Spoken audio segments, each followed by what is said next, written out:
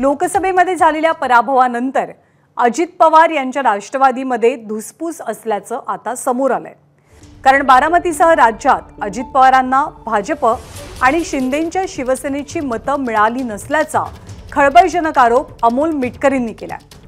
बारामतीमध्ये सुनेत्रा पवारांना मिळालेली मतं फक्त अजित पवारांचीच आहेत असा दावाही त्यांनी यावेळी केला। तर उद्धव ठाकरे आणि शरद पवार यांचं मिटकरी कौतुक करतात। अमोल मिटकरींशी कालच्या निकालाच्या पार्श्वभूमीवर संवाद साधले आमचे प्रतिनिधी उमेश अलोने यांनी। महाराष्ट्रातील लोकसभा निवडणूक निकाल जे आहेत ते अतिशय धक्कादायक लागल्याने याच निकालासंदर्भात आपल्यासोबत बोलण्यासाठी आहेत राष्ट्रवादीचे आमदार अमोल मिटकरी। निकाल जे आहेत ते अनपेक्षित आहेत का तुम्हाला? नक्कीच अनपेक्षित निकाल आहेत। म्हणजे देशाचे प्रधानमंत्री नरेंद्र मोदीजी यांचा जर तुम्ही लीड बघितला तर तो सुद्धा फार कमी दिसतोय आणि भारतीय जनता पार्टीसारखा एक मोठा पक्ष या देशामधला तो 10 जागेंवर स्थिरावतोय। त्याच्यामुळे हे अनपेक्षित निकाल आहेत। आम्हाला अपेक्षा नव्हती असे निकाल लागतील। विशेषतः राष्ट्रवादी काँग्रेस पक्ष म्हणून आम्हाला फार कमी वेळ भेटला तरी कमी वेळामध्ये आम्ही जास्तीत जास्त लोकांपर्यंत पोहोचण्याचा प्रयत्न केला। पण जो जनतेने कौल दिलेला आहे तो आम्ही विनम्रपणे मान्य करतो। बारामतीचा पराभव जो आहे सुनेत्रा पवारांचा तो जिव्हारी लागणार आहे का पक्षाला? असं आहे की मी अगोदरच सांगितलं वेळ कमी भेटला आणि बारामतीबद्दल मी एवढंच सांगेल की विकासाचं राजकारण करण्यावर अजितदादांनी भर दिला होता। कुठेही भावनिक मुद्दे प्रचारात येऊ दिले नव्हते। पण बारामतीकरांनी मला असं वाटते भावनिक मुद्द्यालाच महत्त्व दिल्याचं जाणवतं। यातून आम्ही बरंच काही शिकणार आहोत आणि संपूर्ण ताकदीने अजितदादांचं नेतृत्व महाराष्ट्रात किती फायद्याचं आहे, किती मोलाचं आहे, किती महत्त्वाचं आहे हेच आम्ही आगामी विधानसभेच्या पूर्वी या महाराष्ट्राला दाखवून देण्यासाठी सज्ज आहोत। बारामतीच्या पराभवातून मात्र आम्ही बरंच काही शिकलो। हा निकाल जो आहे तो फुटीरांना चपराक देणारा असं एक सध्या एक बोललं जात आहे। तो शिंदे गटासाठी असो की तुमच्या अजितदादांसाठी असो लोकांना तुमचे निर्णय जे आहेत ते आवडलेले नाहीत असं या निकालातून एकंदरीत दिसतं। लोकशाहीमध्ये जनता सर्वोच्च असते। त्याच्यामुळे जनतेने जे कौल दिला जनतेच्या मनात जे होतं ते जनतेने केलं। कदाचित त्यांना हे आवडलेलं नसावं। मात्र असं आहे की विचारधारा पक्षाची महत्त्वाची असते। राष्ट्रवादी काँग्रेस पक्षाची सेक्युलर विचारधारा पोहोचवण्यात आम्ही कुठेतरी कमी पडलो हे आम्ही प्रामाणिकपणे कबूल करतो।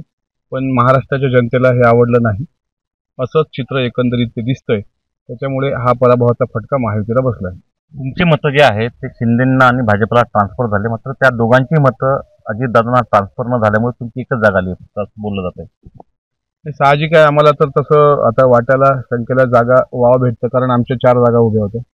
आम्हाला अपेक्षा होती की जर आम्हाला नाशिक भेटली असती तर भुजबळ साहेब नाशिक त्या ठिकाणी लढले असते, जिंकून आले असते। परभणीची विटेकरांची जागा आमची सक्षमपणे आली असती। त्याच्यानंतर गडचिरोलीला धर्मराव बाबांची जागा आली असती आणि उस्मानाबादची धाराशिवची सीट सुद्धा जर दाजी बिराजदारांसाठी आम्ही प्रयत्नरत होतो पण त्यांना पण वेळेवर तिकीट नाही भेटलं। म्हणजे याचं सगळं समीकरण बघितलं तर असं लक्षात येतं एकंदरीत महाराष्ट्रामध्ये बऱ्याच ठिकाणी राष्ट्रवादी काँग्रेस पक्षाचा महायुतीतल्या दोन्ही घटक पक्षांना फायदा झालेला आहेच।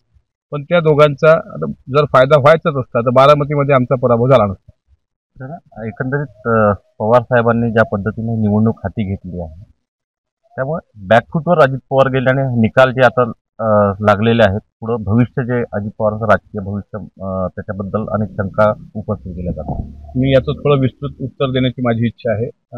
आदरणीय पवार साहेब हे यांचं राजकारण महाराष्ट्रातही होतं आणि देशातही होतं, देश पातळीवर होतं।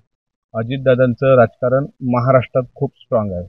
आत्ता कुठं आंध्र प्रदेशमध्ये विधानसभेचे 3 जागेचा निकाल, अरुणाचल प्रदेशमध्ये विधानसभेच्या 3 जागेचा निकाल आमच्याकडून आला।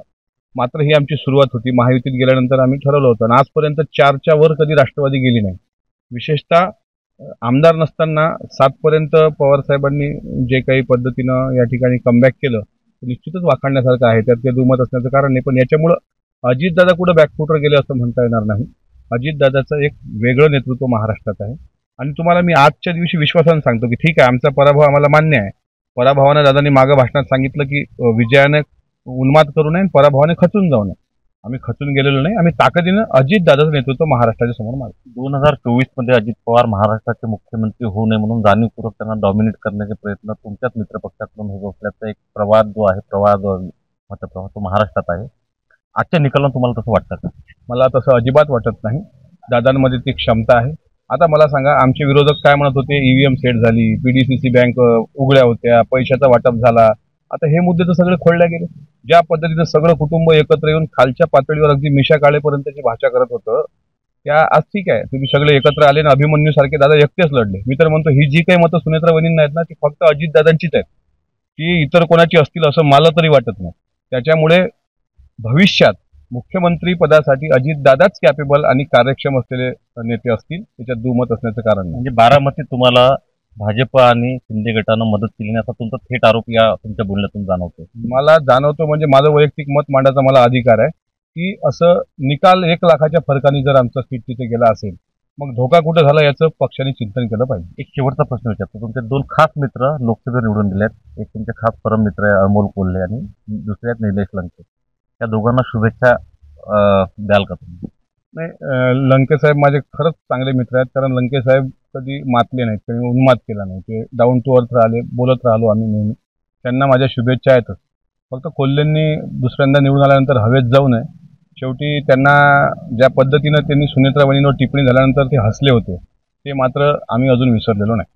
उद्धव ठाकरे आणि शरद पवारांचं नेतृत्व नव्याने त्यांना झळाळी मिळाली असं या निकालावर म्हणतो. नक्कीच म्हणता येईल. उद्धव ठाकरेंच्या नेतृत्वाला तर फार मोठी झळाळी मिळालेली आहे, कारण एखाद्या मुख्यमंत्री पदावरून पायउतार झाल्यानंतर सर्व सोडून गेल्यावरही राखीतून ज्याप्रमाणे एखादं विश्व उभं करता येतं, तसं त्यांनी 10 ते 11 सीट निवडून आणणं इट्स नॉट अ जोक, आणि त्याच्यामुळे त्यांचं नेतृत्व मान्य करावंच लागेल.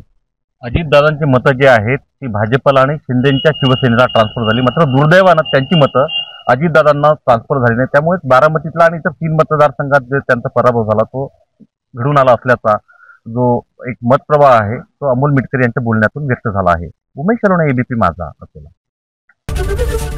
एबीपी माझा, उघडा डोळे बघा नीट.